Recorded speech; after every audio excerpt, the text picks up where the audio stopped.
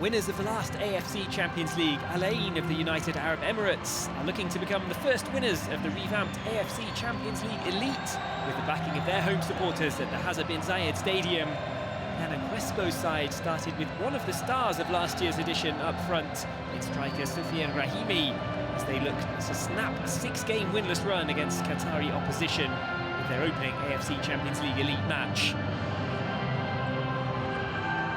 Al Sadd, wearing the black shirts, came in as the champions of Qatar. Head coach Felix Sanchez was aiming to put a patchy start to the new league season to one side as the hunt for continental success began. The first gilt-edged chance of the game would fall to the prolific Rahimi. Park Yong-woo would send the ball forward, giving Rahimi a chance to race in behind the Al Sadd defence, but a shot with the right foot came back off the upright and away. 10 minutes gone. Rahimi missing the biggest opportunity presented to either team up until that point, but Al Sadd had their share of half chances at least. Akram Afif would knock the ball back to Mohamed Kamara, who launched it goalwards. The shot was pushed up and away eventually. Khaled Issa called into action for the first time in the game just before the 20-minute mark, and just after it, Ain would respond. Rahimi would be the man again to have a go at finding the opening goal.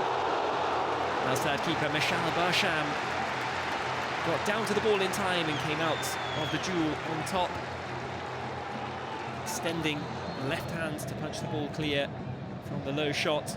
The home side started to enjoy the upper hand in the game. And just before the half-hour mark, a breakaway began on the right-hand side.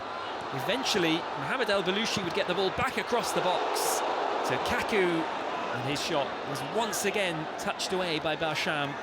Kaku going for placement in the corner, but didn't quite have the power and pace to beat Barsham.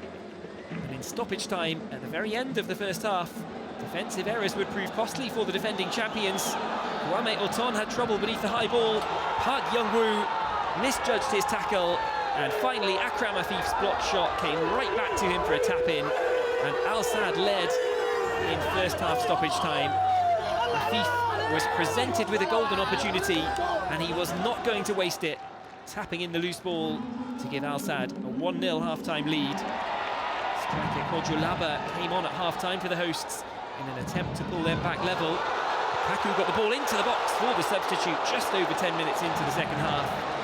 But Kodjolaba, the prolific striker for Ain, a tremendous goal record. He fired only into the side netting. With the hour mark gone, Ain still trailed, but the shot count was rising from their side. And another shot would be aimed at goal. Hitting the target was the trouble.